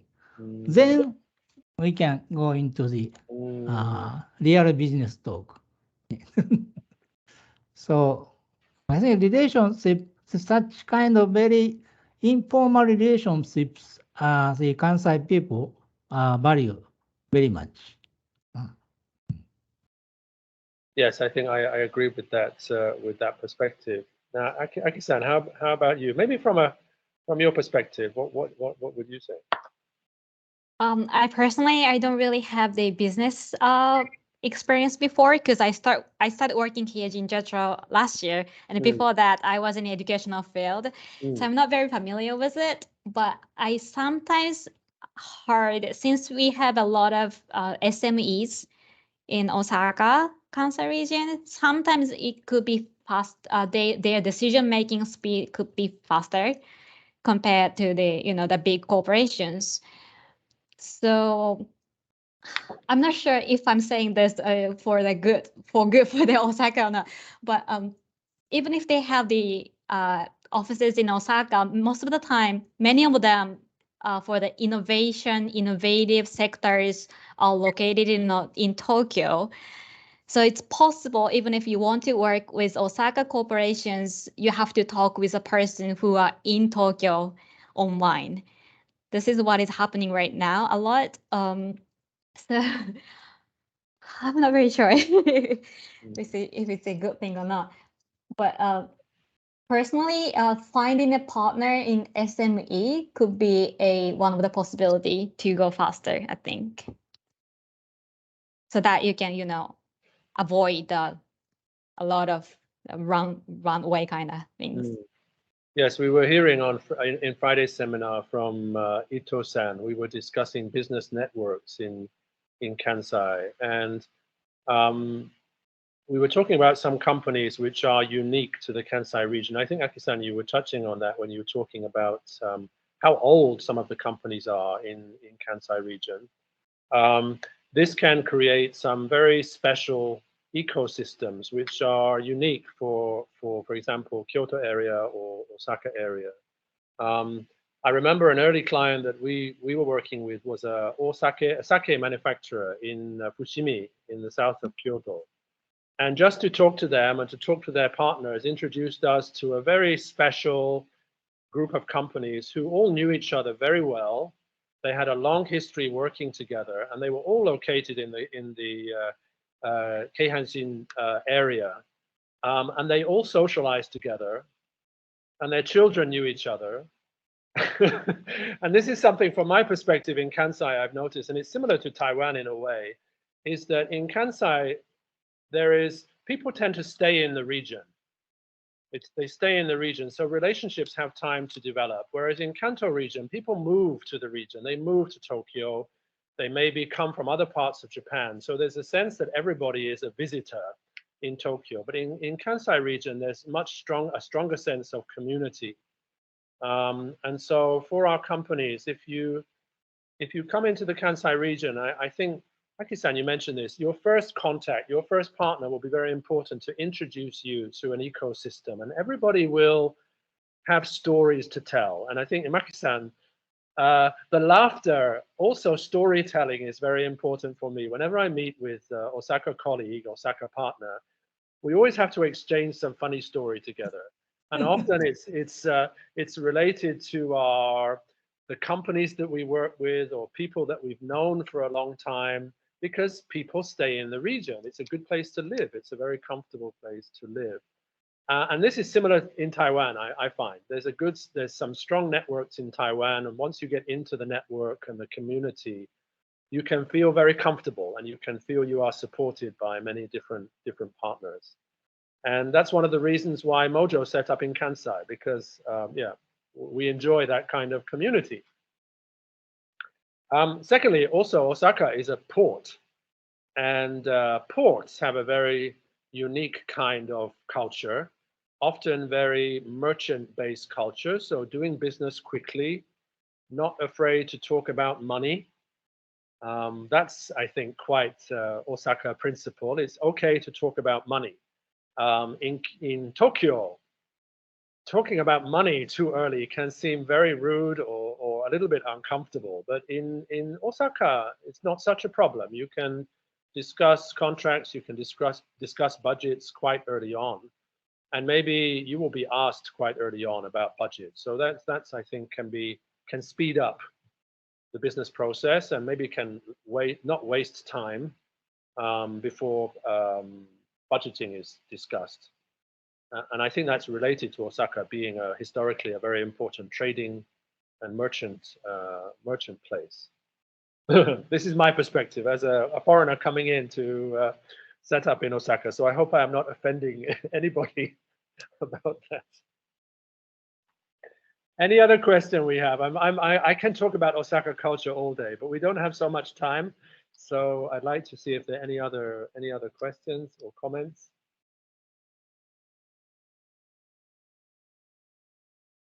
I'm glad to see we have a good audience today. I can see some familiar faces, but also we have some new members in the audience, which is very good.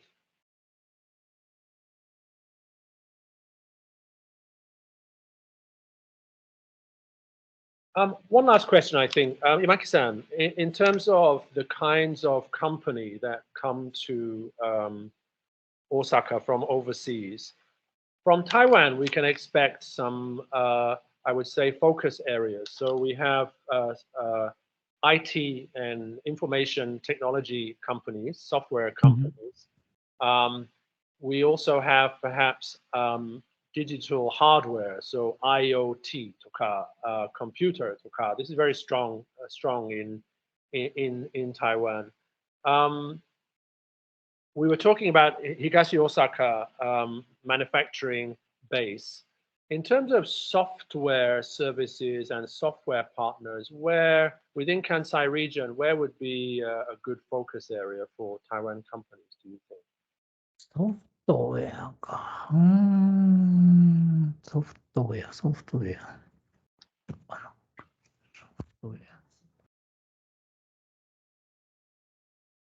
Could be related to biotech, perhaps, different kinds of application of software, maybe medical equipment software. Actually, there are a couple of the medical innovation hub in Japan. It's part of the Aki's presentation. So if the entrepreneur is focusing those medical area, of course, my medical, the IT, AI, I think it's all together, but I think it's one of the point they should take a look.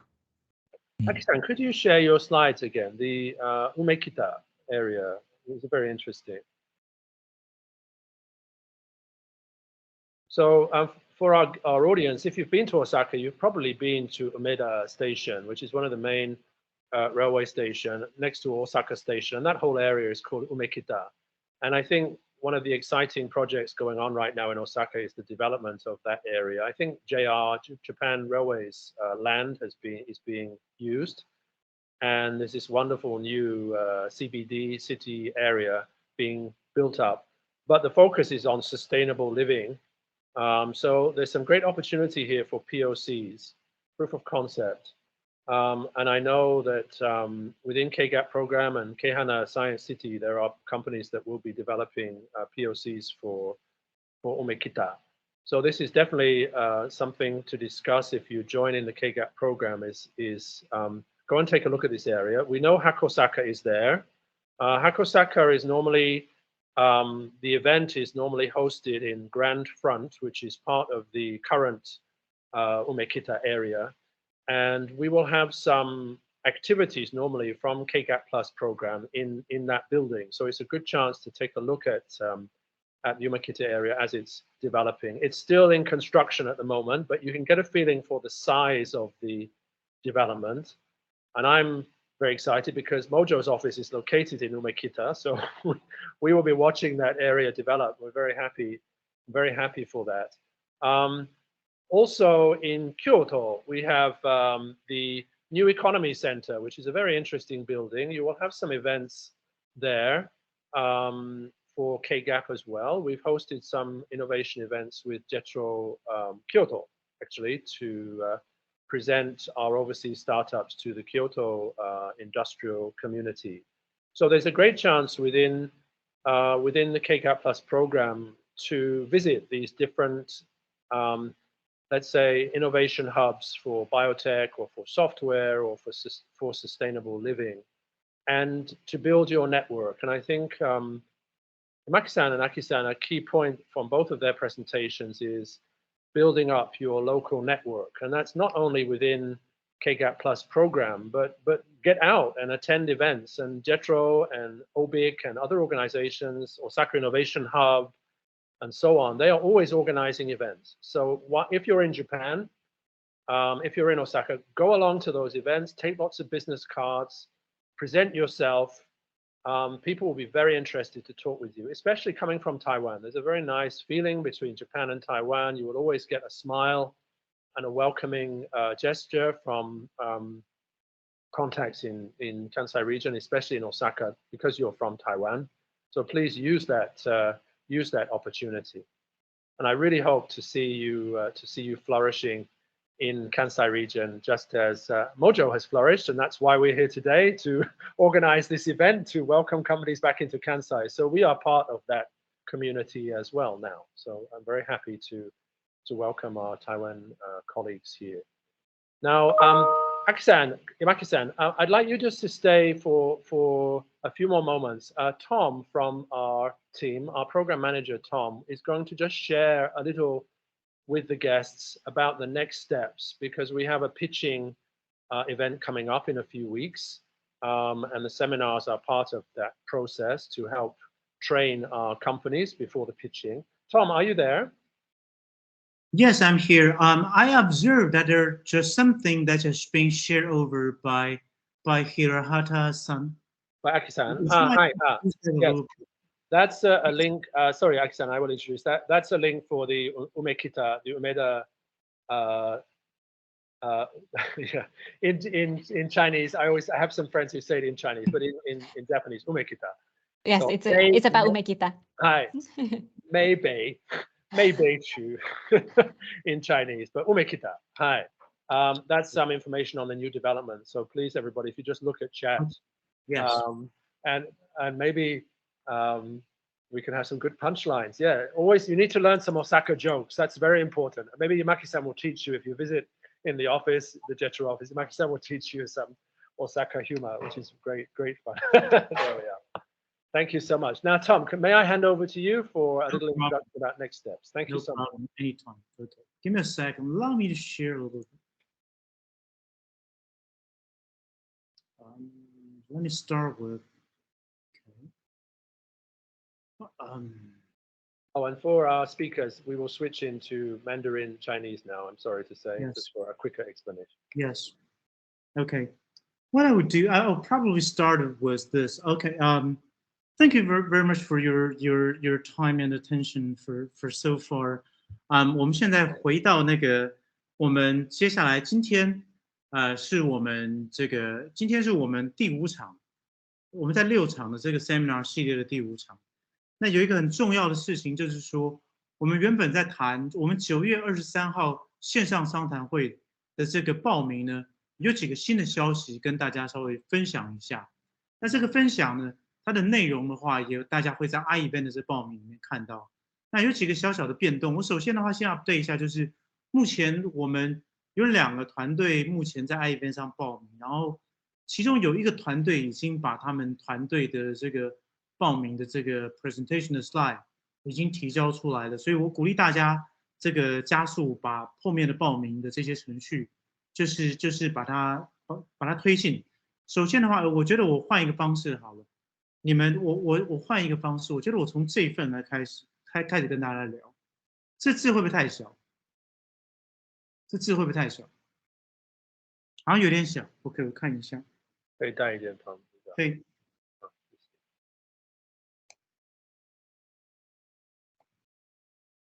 OK， 好，这样可以。好 ，OK， 谢谢。Because I have a monitor too. I have 2 monitors. One is working. You also have younger eyes, Tom. No problem. Yeah, it's observing. OK， 首先呢，就是我再次我想我们当中有些朋友，有些是来这边已经听了这一系列的这 seminar， 有些才刚开始听哦。我想先跟大家讲一下，就是这次我们举办的这个 Emerge Japan 的计划，是协助台湾的新创对接日本金版，那也就是这个的 Kaihana 的国际加速器 KGAP 的一个跳板计划。那原本我们的截止日期的话是这个礼拜5，那我们后来稍微讨论了一下，因为我们有些的团队就是说他们参加了这些 seminar， 他们有些参加了没有截屏，或是有些团队他们说他们这个漏掉了有刚好几场这个 seminar 的时间，跟他们自己某一些外部的会议刚好有冲堂，他们就是希望有一些其他的方案。因为这样子的缘故，我们目前已经在目前这个 TJIC， 我们目前已经在 TJIC 它的这个主频道里面，目前已经把前4场 seminar 的素材放上去了。然后我们也把我们目前所提到的加入的这个规则，还有目前报名截止的时间，稍微做一下的修改。我们原本报名的截止的时间的话，是这个礼拜五9月2号下午的6点。那我们现在先调整之后的时间的话，是9月6号，就是下礼拜2的下午的5点，会成为一个新的报名截止的时间。那相关的信息的话，我待会会把 iEvent 的报名，我会走到 iEvent 的报名。那大家如果点进去看的话，会发现有些内容已经更新了。首先，我再次的这个跟大家分享一下，加入 KK Plus 它得到的优势，它有这些大家很快的看过。那有需要去截屏的伙伴，就趁这个机会去截屏。它可以很加速的进入日本，然后目前有一系列这个第7个阶段，然后总共有超过70个成功案例。在让协助客户在日本扎根，这些国际的团队会有当地的导师，然后会有当地的投资者跟合作伙伴的商谈。那当地的生态的商谈会演说，关系这边的商业生态都可以密切的参加，能够在顶尖的科学园区有一席之地。您的开发概念可以在那里验证曝光，还有国际媒体的曝光，还有在那里设立公司的话，有 Jetras 的协助。大家今天在不管是 Matt 或是刚才这2位我们这个 Osaka 办公室这边的伙伴，他们的分享都给我们非常清楚的信息。您的团队成立满2年，已经有可以 demo POC 或商用的产品，明确进入日本市场的计划或是进展。然后这个加速器，您觉得对你们进驻关系会有帮助的话，不要犹豫，赶快报名。那报名的话，就是先上这个 iEvent 的报名，在待会我分享结束之后，我会进入一个 QR code 让大家去看。那到最后的话，那关于备审素材相关的东西，我切换一下文件，我切换一下就是这个申请须知的这份文件。对不起，我切换到 iEvent。我们 iEvent 的内容，谢谢这个 DataIC 的伙伴，他们这个昨天连夜，那今天昨天下午把这些信息把它更新了。我们目前已经把报名截止的时间稍微做一些更新，然后目前申请的这个内容还是把邮件寄给我。除了我们大家在 iEvent 要记得一直拉下来，要去按我要报名，或是我要报名，确定在 iEvent 上报名之后，然后要把这个内容稍微读完。那这里有几个需要跟大家分享的新的更新的地方。第一个就是截止日期从9月2号礼拜5下午的6点。往后延到9月6号，就是下礼拜2下午的5点。那第二的话就是第2个改动就是出席的证明，这个微学院还是要出席5场，只是这5场的方式的话，您可以出席线上交流会，就像大家目前这样。那如果你有几个场次到最后无法5场都参加的话，您可以上目前已经在 TJIC YouTube 这个频道已经有回放的课程。那您开始参加回放课程的话，您到最后在提供您的证明的时候，您看完之后至少要针对那个场次，您要注明是哪一个场次，然后您至少要写3个提问给这个讲师作为出席该课程的证明。这些提问可以用附件或是直接写在到最后发给我的报名信息的邮件。那您的到最后所谓的备审素材的主要2样东西，第一个就是您的出席证明，加起来要有5场。那如果您的出席线上交流会，你有一些的场次，您有出席，但是画面忘记截屏，没有截屏，那您可以在邮件里面告诉我，我会检查一下过往的历史。如果我找得到您，我会通知您；如果我找不到您，也会通知您。那为了证据的缘故，到最后，既然您参加过某一场，那其实您也可以鼓励您，到最后，如果我跟您刚好都没有截屏的话，鼓励您在那些特定的场次，为当时讲师所谈的内容提供3个问题。那如果温故知新，当时忘记的话，也很快的去 JCIT 的这个 YouTube 的频道去看一下。那就是可以迅速的回顾一下那当时的这个场次。那我刚刚所提到的备审素材，除了出席证明之外，这是第一个。第二个就是英文简报。英文简报它需要有公司创立的历史啦，你的产品到底是什么，你 business model 是什么，就是你怎么赚钱，这样谁赚钱，你到底给谁什么样子的价值，你去日本发展的愿景是什么，目前进展的进度是如何，你的资金跟你的财务状况，目前你募资的历程，然后你的品牌、你的行销的计划大概是如何。那您要在我刚刚所提到的这个报名截止期限前，那报名截止的期限的话 ，again 就是下礼拜二9月6号，礼拜二下午的5点之前，要在 iEvent 的系统报名。此外，要发您的刚才所说的这些备审素材给我。那然后在这过程，然后您在9月16号下午6点之前，您会透过邮件或电话收到是否入围参选9月23号 Emerge Japan 线上商谈会的通知。那评选原则大致放在这里。那在这份这个报名表的底下呢，它有一份报名申请须知。报名申请须知它的内容重新做了一些组织，但是它的内容跟我刚才所说的内容基本上是一样的。它的时间，然后要进 i 系统报名，提供备审素材，那就是出席证明，还有英文简报。那这份素材您下载之后，其实它的逻辑脉络其实就非常的清楚。提交的方式上确定是 iEvent， 这算一个 checklist。去 iEvent 之后，然后用 Emerge Japan Local Pitch 你的公司的名称的电子邮件发了之后，把备审素材放在这个邮件里面。那您在16号下午6点之前会收到入围通知，那或是就是知道是否入围。接下来评审之后，那它会有一定相关的这个评审的这些信息跟内容。有问题的话，请不要忘记，就是不管在这份文件或是在刚才的iEvent里面，都有我的联系方式。那鼓励大家即刻的去报名。好，那这部分总结我关于这目前 iEvent 的这个报名的信息的提醒。那接下来的话也是一个那我现在把然后接下来的话就是我把时间还给 David 关于这个下一个场次的这个 reminder。对，谢谢 David。好 Tom， 谢谢，这是很重要的介绍，就是大家可以明白我们的流程是什么。因为下周2是最重要的，我们可以收到你们的就是申请的报名的内容啊，我们都可以准备开始分类的。然后我们的 local pitching 8月23号我们可以，不好意思，9月23号我们可以做一个很好的活动。Okay,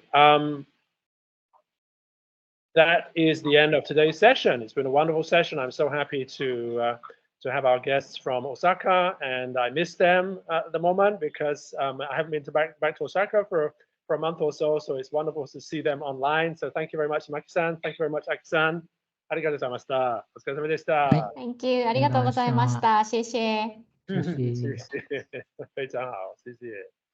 And for our guests, we'll be back again on Friday for our final seminar. And Friday's seminar will be focused on pitching, so how to give a good pitch.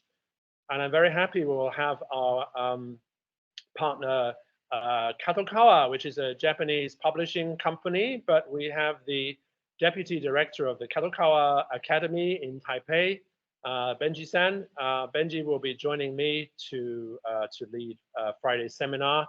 Benji has worked in Japan for many, many years. He is coming from the gaming and the media and the manga industry.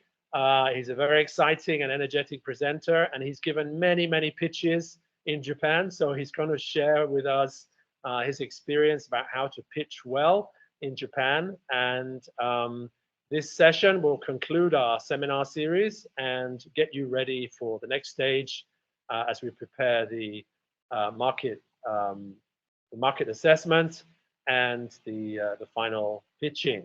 So I'm really excited to welcome Benji-san on Friday. And just as a final reminder, 大家可以扫描这个 QR code， 也可以打开那个 iEvent 的报名，就可以可以申请下一步的local pitch. Now I'm going to finish the session here.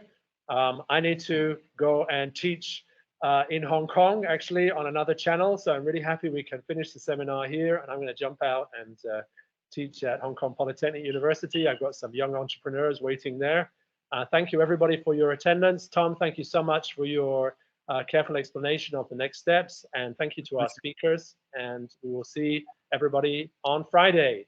Thank you so much. 大家谢谢。 Thank you. 谢谢。